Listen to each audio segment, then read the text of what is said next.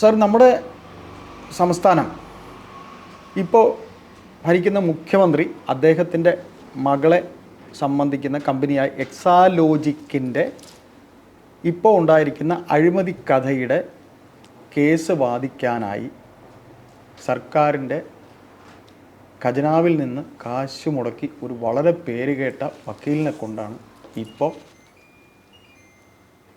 വാദമൊക്കെ നടത്തിയിരിക്കുന്നത്.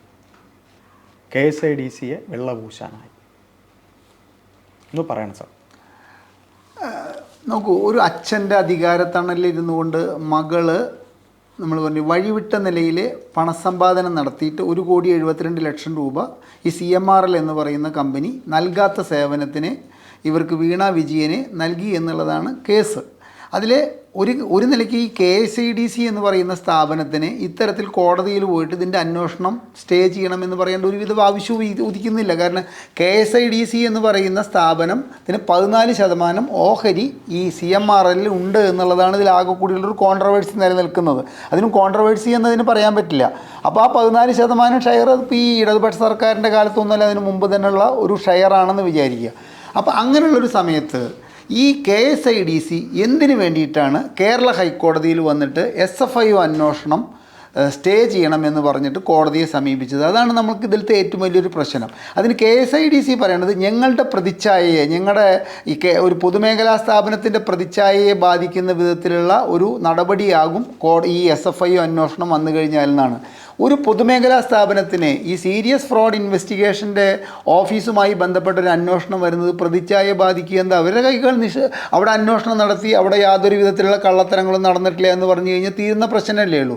അതിന് വേണ്ടിയിട്ട് അല്ല ഇവർ കോടതിയെ സമീപിച്ചിട്ടുള്ളത്. ഇവർ ശ്രീ വീണ വിജയൻ എന്ന് പറയുന്ന മുഖ്യമന്ത്രിയുടെ മകളിലേക്ക് അന്വേഷണം എത്തിക്കഴിഞ്ഞാൽ പുറത്തു വരാവുന്ന വലിയ രഹസ്യങ്ങൾ അത് പുറത്തു വരാതിരിക്കാൻ വേണ്ടിയിട്ടാണ് ഇവർ കോടതിയെ സമീപിച്ചത്. കോടതിയെ സമീപിച്ചോട്ട് കുഴപ്പമില്ല. കാരണം 4.5 ലക്ഷം രൂപ പ്രതിമാസം ശമ്പളം വാങ്ങുന്ന ഒരു അഭിഭാഷകൻ ഇവരുടെ അടുത്തുണ്ട്. ഈ KSIDCയുടെ നിയമോപദേശകനായിട്ട് 4.5 ലക്ഷം രൂപ ശമ്പളം കൊടുക്കുന്ന ഒരാൾ അവിടെ ഉണ്ട്. അത്തരത്തിലൊരാളുള്ള സമയത്ത് എന്തിനു വേണ്ടിയിട്ടാണ് ഇവരെ ഈ കോടതിയെ സമീപിക്കാൻ വേണ്ടിയിട്ട് CS വൈദ്യനാഥൻ എന്ന് പറയുന്ന വ്യക്തിക്ക് 82.5 ലക്ഷം രൂപ 82 ലക്ഷം 3 സിറ്റിങ്ങിനാണ് 3 സിറ്റിങ്ങിന് 82 ലക്ഷം രൂപ കൊടുത്തു എന്ന് പറയുമ്പോൾ അത് ആരുടെ പണമാണ്? അത് നമ്മുടെ പൊതുജനത്തിൻ്റെ പണം കൊണ്ടാണ് ഈ പൊതുമേഖലാ സ്ഥാപനം കെട്ടിപ്പടുത്തിരിക്കുന്നത്. നമ്മുടെ നികുതി പണം കൊണ്ട് കെട്ടിപ്പടുത്തിട്ടുള്ള ഒരു പൊതുമേഖലാ സ്ഥാപനത്തിന് പേരിന് കളങ്കം വരും എന്ന് പറഞ്ഞുകൊണ്ട് ഇത്തരത്തിലുള്ള ഒരു സംഭവം, ഇത്രയും വലിയൊരു തുക അഭിഭാഷക ഫീസ് കൊടുത്തിട്ട് ഒരു അന്വേഷണത്തെ തടസ്സപ്പെടുത്താൻ ശ്രമിച്ചിരിക്കുന്നത് ഈ മടിയിൽ കനമില്ല. മടിയിൽ കനമുണ്ടെങ്കിലല്ലേ വഴിയിൽ ഭയം വേണ്ടൂ എന്ന് പറയുന്നവർക്ക് മടിയിൽ കനമുണ്ട് എന്നും അതുകൊണ്ടാണ് ഇവർക്ക് വഴിയിൽ ഭയം എന്നുള്ള കാര്യവും ഏകദേശം ഉറപ്പായിരിക്കുകയാണ്. അതിൽ യാതൊരു സംശയവുമില്ല. അല്ലെങ്കിൽ അന്വേഷണം നടന്നിട്ട് കൃത്രിമമായ തെളിവുകൾ ഉണ്ടാക്കാൻ വേണ്ടിയിട്ട് അന്വേഷണ ഉദ്യോഗസ്ഥർ ശ്രമിക്കില്ല. തെളിവുകളുടെ അടിസ്ഥാനത്തിൽ ഇവരെ അറസ്റ്റ് ചെയ്യാനോ. കഴിഞ്ഞ പത്രസമ്മേളനത്തിൽ അദ്ദേഹം വളരെ നിസ്സാരമായിട്ട് പറഞ്ഞു അന്വേഷണം നടക്കട്ടെ, അന്വേഷണം വരട്ടെ, വളരെ കൂളായിട്ടുള്ള അദ്ദേഹം പറഞ്ഞു. അത് ആ പറച്ചിലിൻ്റെ രീതികൾ മാറി തുടങ്ങി. ഇപ്പോൾ പ്രധാനമന്ത്രി വന്നിട്ട് കരുവന്നൂർ ബാങ്കുമായി ബന്ധപ്പെട്ട വിഷയങ്ങളിൽ അദ്ദേഹം വിളിച്ചു പറയുന്ന കാര്യങ്ങൾ കേട്ടതിന് ശേഷം ശ്രീ പിണറായി വിജയൻ നടത്തിയ പത്രസമ്മേളനത്തിൽ അദ്ദേഹത്തിന്റെ ബോഡി ലാംഗ്വേജ് ശ്രദ്ധിച്ചോ? അദ്ദേഹത്തിന് ഒരു ഭയം കയറിയിട്ടുള്ള അതുവരയ്ക്കുള്ള ആ ഒരു കോൺഫിഡൻസ് അദ്ദേഹത്തിന് കാണാനില്ല. അതായത് കേന്ദ്ര സർക്കാരിന്റെ കീഴിൽ ഇത്തരത്തിലുള്ള അന്വേഷണം നടത്തിയിട്ട് പിടിച്ചെടുക്കാനുള്ള പണം പിടിച്ചെടുത്തിട്ട് ഞങ്ങൾ ഇതിൻ്റെ സഹകാരികൾക്ക് കൊടുക്കുമെന്ന് പ്രധാനമന്ത്രി പറയേണ്ട ഒരു അവസ്ഥയിലേക്ക് ഒരു സംഘത്തെ കട്ടുമുടിച്ച ഇവരെ സംരക്ഷിക്കുന്ന ഒരു മുഖ്യമന്ത്രി ഇത്രയും കാലം എന്ത് ചെയ്തു? ഇപ്പോൾ കഷ്ടി സംഭവങ്ങൾ നടന്നിട്ട് 4 വർഷമായിട്ട് ഇതിൻ്റെ കേവലം അവിടെ പണം നിക്ഷേപിച്ചവർക്ക് പകുതി പണം പോലും ഇതുവരെയ്ക്ക് തിരിച്ചു കിട്ടിയിട്ടില്ല. പകുതി പോലും 10% പണം തിരിച്ചു കിട്ടാത്ത എൻ്റെ ബന്ധുക്കളുണ്ട് അവിടെ. ഞാനൊരു തൃശ്ശൂർക്കാരനാണ്. അപ്പോൾ അത്തരം സംഭവങ്ങളിൽ പ്രധാനമന്ത്രിയുടെ ഇടപെടലുകൾ ഉണ്ടായതിനു ശേഷം അദ്ദേഹം നടത്തിയ പത്രസമ്മേളനത്തിൽ അദ്ദേഹത്തിൻ്റെ ബോഡി ലാംഗ്വേജ് ശ്രദ്ധിച്ചു കഴിഞ്ഞാൽ അദ്ദേഹത്തിന് അത് പോയിരിക്കുന്നു, കോൺഫിഡൻസ് പോയിരിക്കുന്നു അദ്ദേഹത്തിന്. അപ്പോൾ അതിൻ്റെ പുറമെയാണ് ഇത്തരത്തിൽ മകള് ചെന്ന് ചാടിയിട്ടുള്ള ഇത്തരത്തിൽ. ഇതിൽ അയ്യപ്പദാസ് ഒരു കാര്യം മനസ്സിലാക്കുക, ഈ 1.72 കോടി രൂപ ഇവരുടെ വീണ വിജയൻ എന്ന് പറയുന്നവർ എക്സാലോജിക് എന്ന് പറയുന്ന കമ്പനിക്ക് ഞങ്ങൾ കൊടുത്തിട്ടുള്ള സർവീസിൻ്റെ പേരിലാണ് വാങ്ങിയത് എന്ന വാദം ഇവിടെ AK ബാലൻ തൊട്ടിട്ട് മുഖ്യമന്ത്രി തൊട്ടിട്ട് വീണ വിജയൻ വരെ പറയുമ്പോൾ ഇത് എന്താണ് ഈ സർവീസ് എന്ന് പറയുന്ന ആ എഗ്രിമെൻ്റ് എടുത്ത് പുറത്തിട്ടാൽ തീരുന്ന പ്രശ്നമേ ഉള്ളൂ. അത്തരത്തിലൊരു എഗ്രിമെൻ്റ് പുറത്തേക്കിട്ട് തീരുന്ന ഒരു പ്രശ്നത്തിന് പകരം പാവപ്പെട്ടവൻ്റെ പണം കൊണ്ട് കെട്ടിപ്പൊക്കിയ ഒരു പൊതുമേഖലാ സ്ഥാപനത്തിൻ്റെ 1,72,00,000 രൂപ കൊടുത്തിട്ട് ഒരു അന്വേഷണത്തെ തടസ്സപ്പെടുത്താൻ ശ്രമിച്ചു എന്ന് പറയുന്നത് കേരളീയരെ സംബന്ധിച്ചിടത്തോളം അങ്ങേയറ്റം ചിന്തിക്കണം. എന്താണ് ഇത്തരത്തിലുള്ള ദുരുപയോഗം നടത്തുന്നത്? രണ്ടാം പിണറായി വിജയൻ സർക്കാർ അധികാരത്തിൽ കയറിയിട്ട് നാളിതുവരെ 10.5 കോടി രൂപ ഹൈക്കോടതിയിലും സുപ്രീം കോടതിയിലും കേസ് നടത്താൻ വേണ്ടിയിട്ട് പുറമേയുള്ള അഭിഭാഷകർക്ക് നൽകിയിട്ടുണ്ട്. അതിൽ തന്നെ പലതും രാഷ്ട്രീയ കൊലപാതക കേസുകളിലെ ഒരു മാതാപിതാക്കളുടെ ആവശ്യമാണ്. എൻ്റെ മകൻ കൊല്ലപ്പെട്ടു, കൊന്നവരെ പിടിച്ചു, പക്ഷെ കൊല്ലിച്ചവരെ പിടിച്ചിട്ടില്ല, അതിൻ്റെ അന്വേഷണം CBI ഏൽപ്പിക്കണമെന്ന് പറയുന്നത് ഒരു മൗലിക അവകാശമല്ലേ? അവിടെ ഈ സർക്കാർ കയറിയിട്ട് എന്താ പറയുന്നത്? CBI അന്വേഷണത്തിൻ്റെ ആവശ്യമില്ല. അവിടെ അവർ ഭയപ്പെടുന്നു. CBI അന്വേഷിച്ചാൽ യഥാർത്ഥത്തിലുള്ള സത്യങ്ങൾ പുറത്തു വരും, കൊന്നവരല്ല കൊല്ലിച്ചവരുടെ പേരുകൾ പുറത്തു വരും എന്നുള്ള ഒരു ഭയമുള്ളത് കൊണ്ടല്ലേ അവിടേക്ക് ഇത്തരത്തിലുള്ള കോടികൾ പ്രതിഫലം വാങ്ങുന്ന അഭിഭാഷകരെ കൊണ്ടുവന്ന്. സാർ ഇത് പറയുമ്പോൾ മലപ്പുറത്തും കോഴിക്കോടും നടന്ന ചില കൊലപാതകങ്ങൾക്ക് ഷുക്കൂർ വധക്കേസ്, ശരത് ലാല്, പ്രിയേഷ് വധക്കേസ് സർക്കാരാണ് 98 ലക്ഷം രൂപയാണ് ശരത് ലാലിന് പ്രിയേഷിന് ഈ തിരിച്ചുള്ള അവരുടെ ആക്രമണം ശക്തമല്ലാത്തത് കൊണ്ടല്ലേ സാർ ഇതൊക്കെ പിന്നെയും ചെയ്യുന്നത്? അല്ല, പരസ്പരം അങ്ങോട്ടും ഇങ്ങോട്ടും ആക്രമിച്ചുകൊണ്ട് ഒരു പ്രശ്നത്തിനും പരിഹാരമാവും ചോദിക്കാൻ ഇതിൻ്റെ കാര്യത്തിൽ ഇത്രയേ ഉള്ളൂ. ഇപ്പോൾ നമ്മൾ നേരത്തെ സംസാരിച്ചു PSCയുടെ സംഭവം. PSCയുടെ റാങ്ക് ലിസ്റ്റ് തീരുന്ന സമയത്ത് മുഖ്യമന്ത്രിയോ അല്ലെങ്കിൽ മന്ത്രിമാരോ അല്ലെങ്കിൽ ചീഫ് സെക്രട്ടറിയോ വന്നിട്ട് ഉദ്യോഗാർത്ഥികളെ കണ്ടില്ല. ഇവിടുത്തെ പ്രതിപക്ഷം എന്ത് ചെയ്യുകയായിരുന്നു? പ്രതിപക്ഷ നേതാവ് ഇപ്പോൾ എല്ലാ സ്ഥലത്തേക്കും പ്രതിപക്ഷ നേതാവും അല്ലെങ്കിൽ തന്നെ KPCC പ്രസിഡന്റ് ഓടിയെത്തുമ്പോൾ ഈ ഉദ്യോഗാർത്ഥികളുടെ അടുത്തേക്ക് വരാൻ അവർ തയ്യാറായില്ല.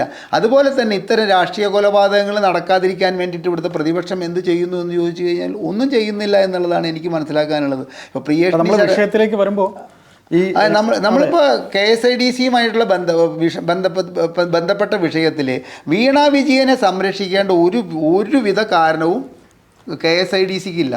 KSIDC എന്ന് പറയുന്ന പൊതുമേഖലാ സ്ഥാപനം 2018 കേന്ദ്രം കരിമണൽ ഖനനം നിരോധിച്ച ശേഷം അവിടെ നടന്നിട്ടുള്ള കരിമണൽ ഖനനവുമായി ബന്ധപ്പെട്ടിട്ടുള്ള CMRL നടത്തിയിട്ടുള്ള ഇടപെടലുകളും കരിമണൽ കടത്തലുമായിട്ട് ബന്ധപ്പെട്ടിട്ട് ഒരുപാട് വിഷയങ്ങൾ അവിടെ നടക്കുന്നുണ്ട്. അതുമായിട്ട് ബന്ധപ്പെട്ടിട്ടുള്ള അന്വേഷണത്തിലേക്ക് ഇത്തരത്തിലുള്ള കേന്ദ്ര ഏജൻസികളുടെ അന്വേഷണം കടന്നു ചെന്നാലുണ്ടാവുന്ന ഭവിഷ്യത്തിനെ കുറിച്ചിട്ട് ആലോചിച്ചിട്ടാണ് അവരെന്ത് ചെയ്തിരിക്കുന്നത്?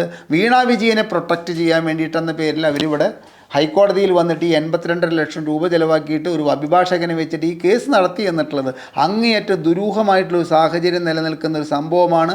അത് അനാവശ്യമായിട്ടുള്ള നമ്മൾ പറയില്ല നമ്മുടെ നികുതിപ്പണം ദുർവ്യയം ചെയ്യുന്നത്.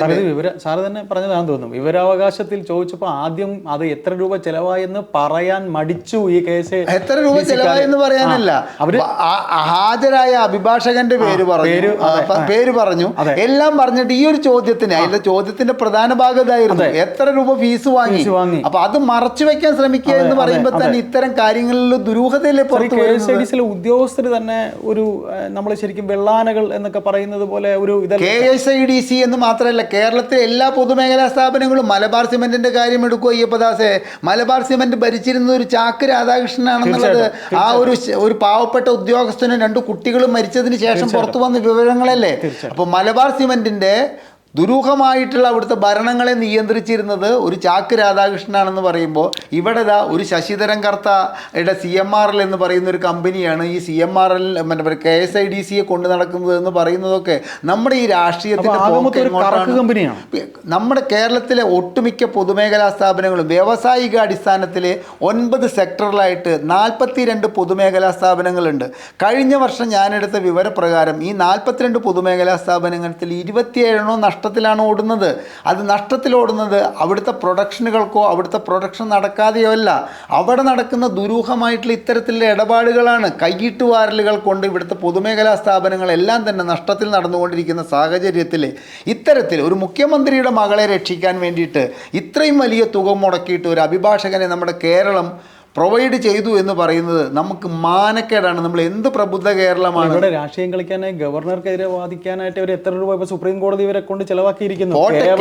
അത് പോട്ടെ അയ്യപ്പദാസ്, അതിലൊക്കാട്ടിലൊക്കെ വലിയ തുകയല്ലേ. ഇപ്പോൾ കേന്ദ്രം ഞങ്ങളെ സാമ്പത്തികമായിട്ട് ഞെരുക്കുന്നു എന്ന് പറഞ്ഞു പോയപ്പോൾ കപിൽ സിബാൽ മേടിച്ചത് 2,35 ലക്ഷം രൂപയാണ് ഫീസ് മേടിച്ചത്. എന്തിന്? എന്താ എന്നിട്ട് സുപ്രീം കോടതി പറഞ്ഞത്? ഞങ്ങള് സാമ്പത്തിക വിദഗ്ധരല്ല, ഞങ്ങൾക്ക് ഈ കാര്യത്തിൽ ഇടപെടുന്നതിന് പരിധികളുണ്ട്, നിങ്ങളൊരു ചായ കുടിച്ചുകൊണ്ട് ഈ പ്രശ്നം പരിഹരിച്ചുകൂടെ എന്ന് ചോദിക്കുന്നതിന് വേണ്ടി ഈ വഴിയിലേക്ക് പറഞ്ഞു വിടുന്ന ഇവിടുത്തെ നിയമ ഉപദേശകർക്ക് തലയ്ക്ക് വെളിവില്ലേ? ഈ അഡ്വക്കേറ്റ് ജനറൽ എന്ന് പറഞ്ഞു കഴിഞ്ഞാൽ എന്താണ്? സർക്കാരിന് ആവശ്യമായ നിയമോപദേശം കൊടുക്കുക എന്നുള്ളതാണ്. കൺസേൺ ഈ പറയുന്ന അഡ്വക്കേറ്റ് ജനറലിന് ഇത് ഇങ്ങനെ ഒരു ഇവിടുന്ന് അങ്ങോട്ട് സുപ്രീം കോടതിയിലേക്ക് വിടുമ്പോൾ അത് പറയുന്നതിന് യുക്തിയുണ്ടോ എന്ന് ചിന്തിക്കില്ല. ഇതൊക്കെ നോക്കി നോക്കി, ഇതൊക്കെ കമ്മീഷൻ. ഇപ്പം ഈ 2,35,00,000 രൂപ കപിൽ സിബാൽ മേടിച്ച തുക എന്നുള്ളത് കണക്കിലാണ്. ഇതിൽ എത്ര കൈകളിലേക്ക് എത്ര പൈസ പോയിട്ടുണ്ടാവും എന്നാണ് അയ്യപ്പദാസിനെ ഊഹിക്കാനുള്ളത്. കാരണം ഇപ്പോൾ 10 കോടി രൂപ ഈ രണ്ടാം പിണറായി ദല്ലാളന്മാർക്ക് പോയിട്ടുണ്ടാവും. 10 കോടി രൂപ ഇപ്പോൾ ഇപ്പം ദല്ലാളന്മാരുടെ കാര്യങ്ങളിൽ ദല്ലാളന്മാരുടെ കേരള സർക്കാരുകളെ നിയന്ത്രിക്കുന്നതും ഇവിടുത്തെ രാഷ്ട്രീയം നിയന്ത്രിക്കുന്നതും ദല്ലാളന്മാരുടെ കാര്യങ്ങളിൽ പുറത്തു വരുന്നത്. അപ്പോൾ 10 കോടി രൂപ നമ്മുടെ രണ്ടാം പിണറായി വിജയൻ സർക്കാർ നാളിതുവരെ പുറമേയുള്ള അഭിഭാഷകർക്ക് കൊടുത്തു എന്ന് പറയുന്നതിൽ ഈ 10 കോടിയിൽ എത്ര കൈകളിലേക്ക് എത്ര കോടി പോയിട്ടുണ്ടായിരിക്കും എന്നാണ് വിചാരിക്കുന്നത്. കാരണം ഈ പുറമേ നിന്നുള്ള അഭിഭാഷകർ എന്ന് പറയുന്നത് കേരളത്തിൽ നിന്നുള്ള ഒറ്റ അഭിഭാഷകരില്ല.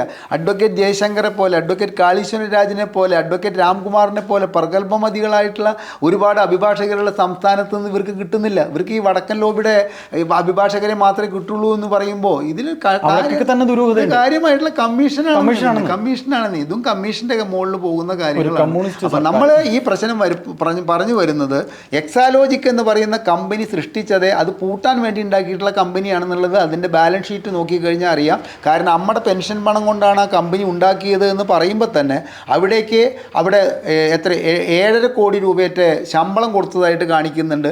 77 കോടി രൂപ അതിലേക്ക് ആരോ ലോൺ കൊടുത്തതായിട്ട് കാണിക്കുന്നുണ്ട്. അപ്പോൾ ഈ ബാലൻസ് ഷീറ്റിൽ നോക്കിക്കഴിഞ്ഞ് കഴിഞ്ഞാൽ ഇത് പൂട്ടാൻ വേണ്ടി തുടങ്ങിയ ഒരു കമ്പനിയാണ് എന്നുള്ളതാണ് ഈ എക്സാലോജിക്കിനെ കുറിച്ചിട്ട് നമുക്ക് സ്റ്റഡി ചെയ്ത് കഴിഞ്ഞാൽ നമുക്ക് മനസ്സിലാക്കാനുള്ളത്. ചില കമ്പനികൾ അങ്ങനെ ഉണ്ട്. അതിനാണ് ഈ ഷെൽ കമ്പനികൾ എന്ന് പറയുന്നതല്ലോ. താൽക്കാലികമായിട്ടൊരു കമ്പനി തട്ടിക്കൂട്ടുക, അതിൻ്റെ കീഴിൽ നടക്കാവുന്ന എല്ലാവിധ ദുരൂഹ ഇടപാടുകളും നടത്തുക, അതിനുശേഷം ആ കമ്പനി പൂട്ടുക. സൂട്ട് കേസ് കമ്പനി എന്ന് പറയും. അതെ, സൂട്ട് കേസ് കമ്പനി. അപ്പോൾ അത്തരത്തിലൊരു കമ്പനി എന്തിനു വേണ്ടി തുടങ്ങി എന്നുള്ള വലിയ ചോദ്യം നിലനിൽക്കുമ്പോൾ തന്നെ ആ കമ്പനിക്കെതിരായിട്ടുള്ള ഒരു SFI അന്വേഷണം തടസ്സപ്പെടുത്താൻ വേണ്ടിയിട്ട് നമ്മുടെ 82 ലക്ഷം രൂപ നമ്മുടെ നികുതി പണത്തിൻ്റെ ചെലവാക്കി എന്നുള്ളത് കേരളത്തിന് അപമാനകരമായൊരു സംഗതിയാണ്. എന്തായാലും മടിയിൽ കനമുണ്ട് എന്നുള്ളത് നമുക്ക് തീർച്ചയാക്കാം. അല്ലാണ്ട് മടിയിൽ കനമുള്ളത് കൊണ്ട് തന്നെയാണ് ഇത്തരത്തിൽ നമ്മുടെ വഴിയിൽ ഭയം വേണം, ഭയം വേണം എന്ന് തന്നെ മനസ്സിലാക്കാം.